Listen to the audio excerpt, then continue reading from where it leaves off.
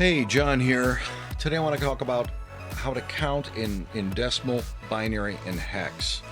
And for this, I'm going to refer to a section of this manuscript that I dabble with every now and then called RISC-V Assembly Language Programming, which I often abbreviate using RVALP. I'll refer to it as RVALP verbally. All right. This document is on my GitHub page.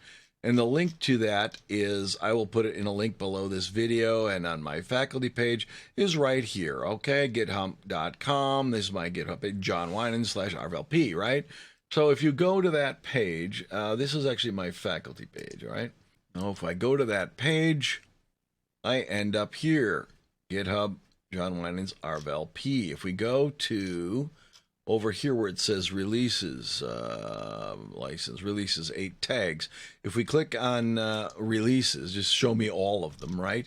This most recent one right up here, you click on that. Down here it says the assets. Well, one of them is the printable PDF version of that manuscript, okay?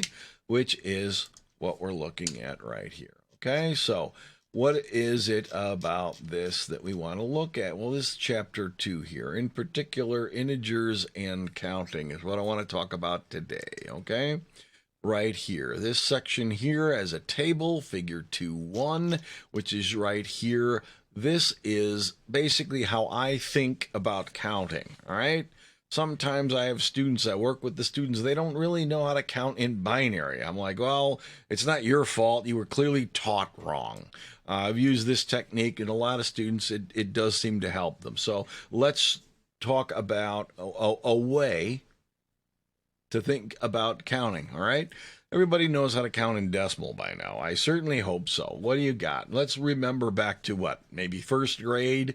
There's a lot of things we may have forgotten by now. How does counting really work? Well, you have the base. We're in base 10 usually when we speak of numbers. I spent, some money. I'm 5 years old. By default, we speak in terms of decimal numbers these days. And how do they work? Well, you have different place values, right? And you have face values. Now, let's remember what that stuff means. The face values are simple, just 0 through 9. What are all the digits that you have to use? What are the characters? 0, 1, 2, 3, 4, 5, 6, 7, 8, 9. I'm in base 10. Therefore, there are 10 face values. And there's 0 all the way up through, in our case, 9, which is one less than the base. In order to count all the way up to the base, you add 1 to 9, you end up with 0 with a carry. And you take that carry and you add it to the second column, right? You keep adding and counting and blah, blah, blah, blah, blah. And eventually this gets to 19, and I add another 1 here, and that 9 at that point will become a 0 with another carry that would be added then to this 1, giving you 2 for 20, right? So that's one way to think about it, all right? The same thing holds true in binary, and I would argue this is the hard way to think about it, but it's not wrong, okay? What do you got? You got the same idea with all these place values. In decimal, it's 10 to the 0th power, which means you've got your ones. 10 to the first power is why you then have the tens. 10 to the second power is why you then have the hundreds. Okay? Again, same in binary. The farthest right place is then your base 2 to the 0, which is 1. Then you get your 2 to the 1. Which is 2, your 2 to the 2, which is 4. Now, all the numbers in here I'm giving you in decimal, all right? I should have maybe put a little subscript in here to note that these are decimal values, all right? What do you get? Then the 2 to the 5th is your 32s, and 2 to the 6th power is your 64s, and so on, all right? How does this thing work? Same exact way as decimal. You start with 0. You want to add 1 to go to the next value. Okay, what's 0 plus 1? It's 1. Okay, great.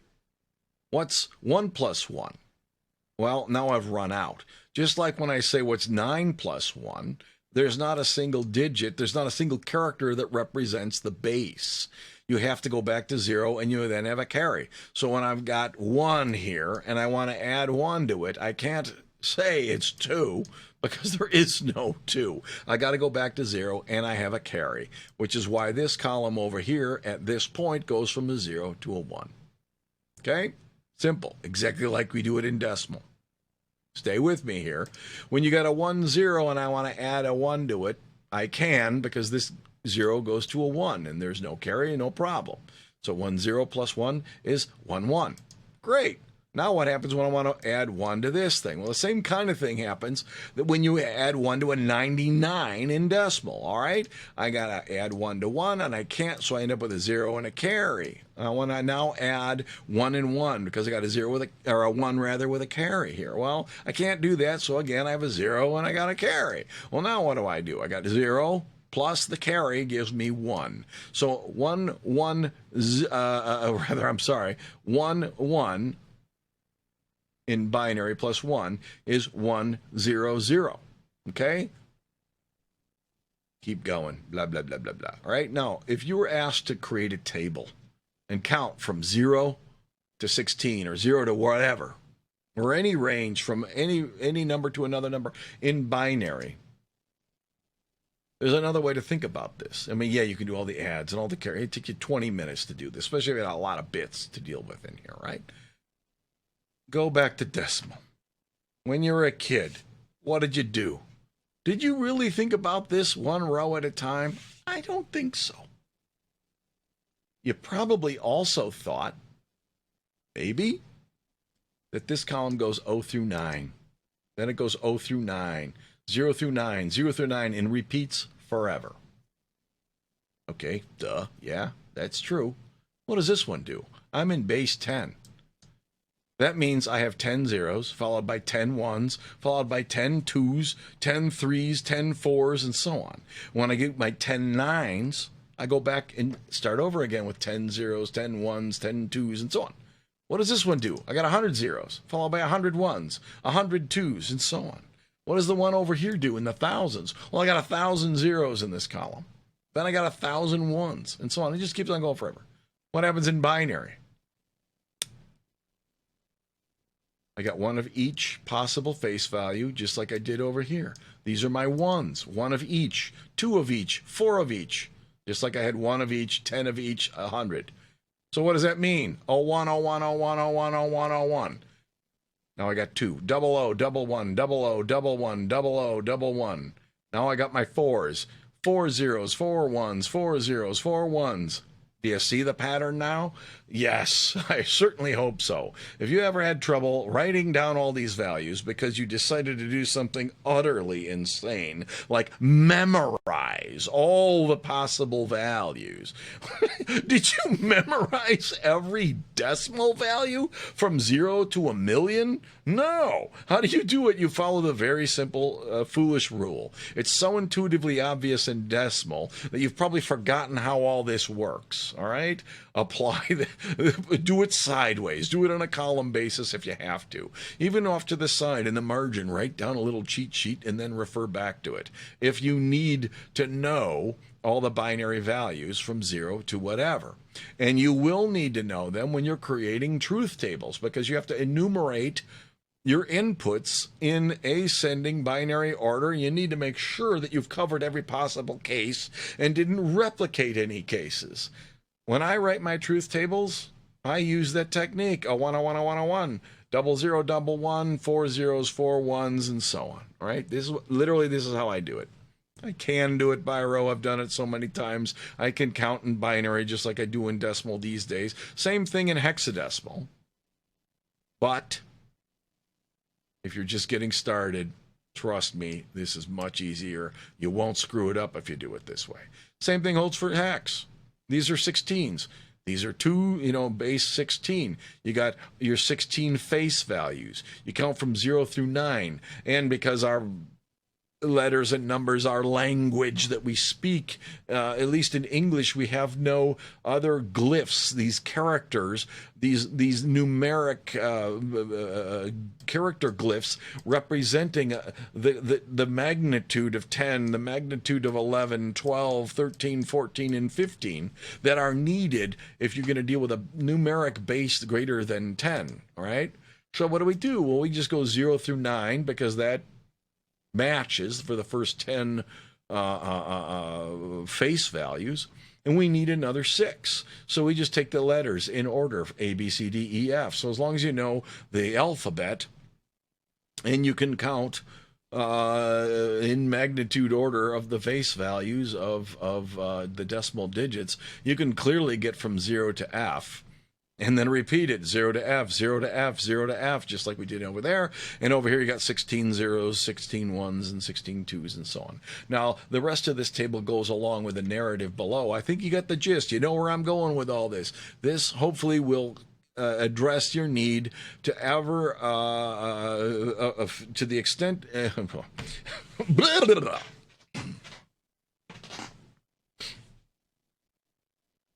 But this idea and this table, this discussion should be all you really need to count in binary. And you can even create your own little lookup table like this if you need to convert this thing here to decimal. Clearly 8 is what matches a 1 followed by 3 zeros, all right? And in hex, it's also an 8. But what's a 1 0 in hex?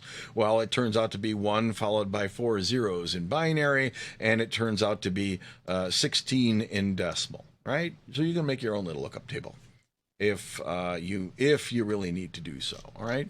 Let's look at a few other things before we move on. All right. The narrative in here points out what I just described. Here it talks about the place values and the face values. Let's talk about some terminology for a few seconds here. The most significant bit and the least significant bit. All right. Bits. A word bit means binary digit. If I say bit, I'm talking about a binary number. If I call it a digit, that stands for decimal digit. I'm speaking of decimal values. If I use the word hit, okay, and I talk about that down here, bits, hits, aka nibbles, all right, or digits, all right? These are for the different number bases. A hit is a very IBM term to use, right? Hex digit, binary digit, and then just digit on its own is decimal, okay?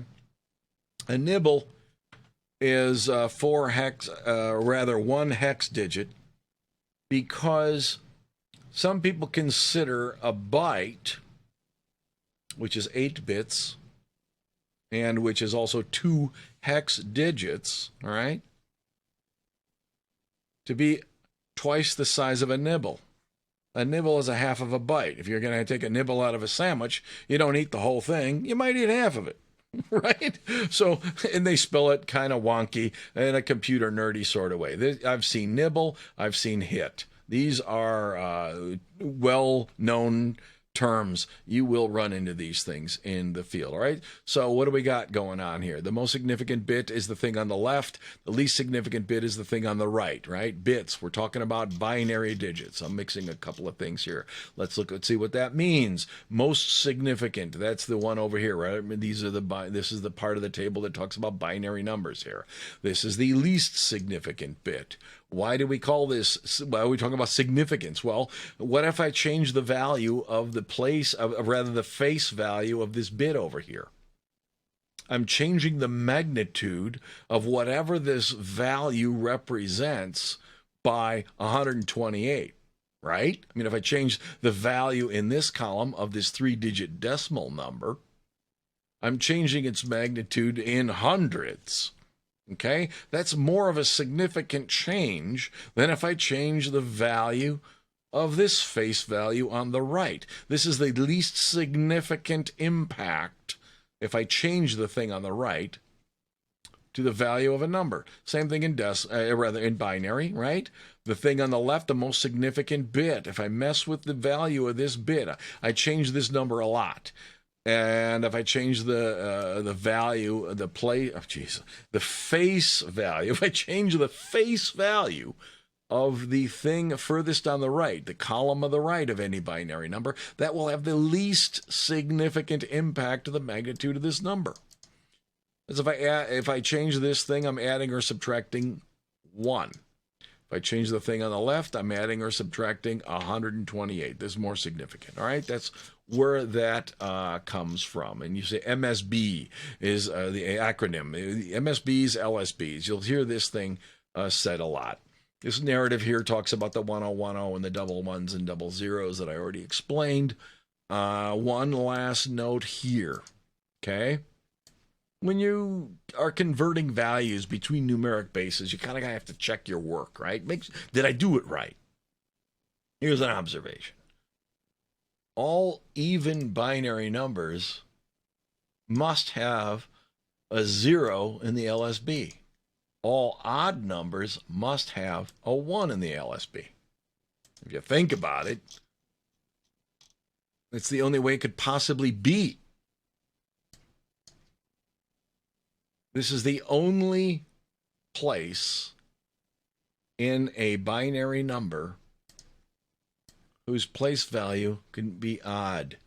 This is even. These are all even. Why? Because I have an even base. 2 is an even number. If your base is an even number, then all you ever need to do, just like in decimal, 10 is an even number. This is the only place that could have an odd value. When you're counting by tens, it's not possible to express an odd number. That's not an odd number. If everything is 0 and I'm just counting by changing values in this column, I can't express anything but an even number, because by definition this would have to be 0 in that example. So if all I have to play with is this second column, all the values I can only express are even. The same is true. This goes on forever. There are no places in a decimal number other than the furthest one to the right. The least significant digit in a decimal number is the only digit you ever look at to determine even and odd. And it's because your base is an even number. And we memorize by now which one of these are evens and odds. Same thing works in binary, but because we only have 2 face values, anything that ends in a 0 is even, anything that ends in a 1 is odd.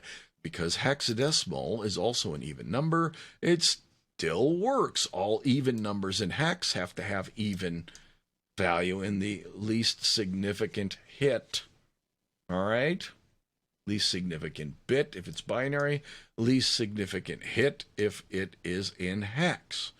All right? Now, I personally have a hard time remembering that A is an even number and C is an even number and E is an even number. I usually got to think about it for a second when I'm playing this game in hex. But in binary, it is absolutely simple and obvious now that you've thought about it, okay? So anytime I give you a number, like let's say this page number, 75, I say, what's the least significant bit of that decimal value if I convert it to binary? You could sit there and work the whole thing out and then come up with, well, clearly it's a 1. Why? I knew it was 1 before I even did the conversion, because 75 is an odd number and all binary numbers that are odd must have a 1 in the far right column over here, right? So in this binary number, a little example here, here's a big binary number, right? Here's the hexadecimal equivalent value of that binary number, and here's the decimal equivalent of that binary number. All 3 of these are odd. That's a good sign. If I did this all by hand and this decimal number happened to be even, and this binary number up here did not have a 1 down here, I would know I didn't do it right. If this hex digit did not represent an odd number, I would also know I must have done it wrong. Just one little quick sanity check, all right? And if I ask you, if I write a big number like this out, and I say, what is the least significant bit of this if I convert this decimal value to binary? Do you really want to convert that whole thing all the way down to this in binary with great agony and everything else just to figure out if that down here is a 1 or a 0? You don't need to, because 9 is an odd number, therefore I know that's going to be a 1. All right, a little trick there. Okay, let's talk one more thing, I guess, about why we have to deal with decimal and hex and binary and so on. We have to deal with decimal because that's what everyone knows as we grow up with, right? You got 10 fingers and somebody decided to use their fingers to count, and we ended up counting things in tens. It would have been much nicer if we were born with a multiple of fingers that are a power of 2. And in a way, we sort of have. If we didn't use our thumbs, we'd be all counting in base 8, which also maps directly, by the way, into binary if you group these in 3s. And I'll get back to that in a second. Let's look at these groupings, right? Let's see what's going on here. 2 hex digits can represent an 8-bit binary number, okay? And it's directly translatable. Each hex digit, because 16 is also a power of 2, right? Each hex digit maps directly to 4 binary bits, okay? These 4 bits right here. This part of the table, I can't seem to select this browser. 1 digit, 2 bits, 3 bits, and 4 bits are represented, can be translated directly to this hex digit over here, this hex hit. This hex hit over here can be directly translated to and represents these 4 bits over here.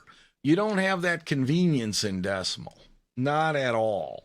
Because 10, there's no power of 10 that matches the power of 2.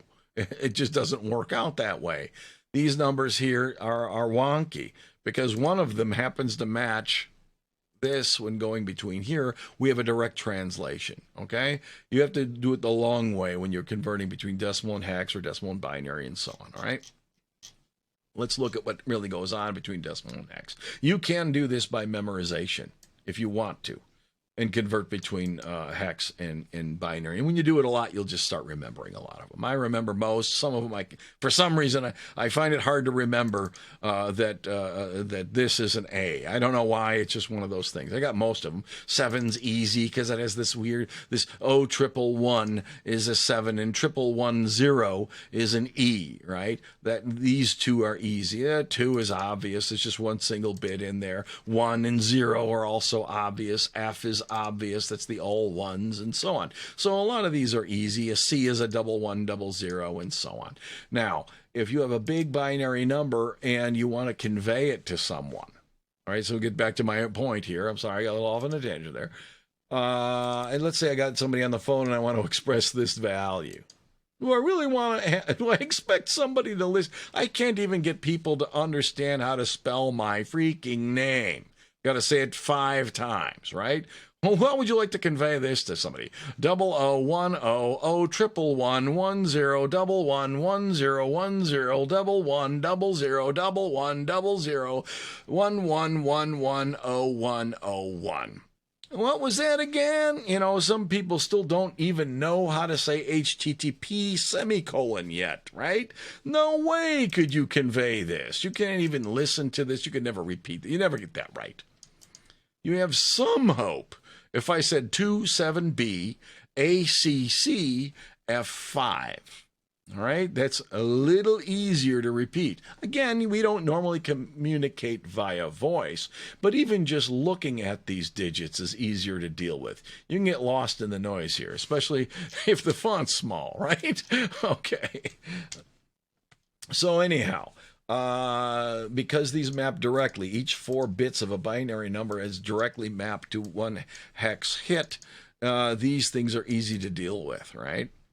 Decimal, not so much. I'd have to convert this entire value all the way out into binary like this. If I really wanted to know something like what are the value of these 4 bits in the binary representation of this decimal value, I'd have to convert all these digits all the way into this whole binary value and then go back and look at them. If I have it in hex, and I say I want to know what the second group of 4 bits are in this hex number, all I need to do is look at that F, and I can convert that F to its 4 bits, and I'm done. Okay? And you need to be able to do that for this series. When you're programming in machine language, the bit values are important. And very often you need to say, what are the values of just these bits and ignore the rest? Or what are the values of all these bits over here? Okay? But ignoring all the rest. Well, if you got the hex value sitting right here, you have a far better hope than if I gave you this lousy thing over here. All right? That's why we work in hex. Because we're really working in decimal, but it's too much to look at. It's easier to transcribe between hex and decimal, or rather, hex and binary. Wow, I can't even speak right now. I think I need more coffee. Anyway, that's pretty much the conclusion of how I think about counting in decimal, binary, and hex. I hope this did you some good. I strongly suggest you come back here and read this if you learned anything at all right now. Chapter 2.2. You should give it a considerable read. There's probably some other tidbits in here that may help you as well. So thanks for watching. I'll see you next time. Bye.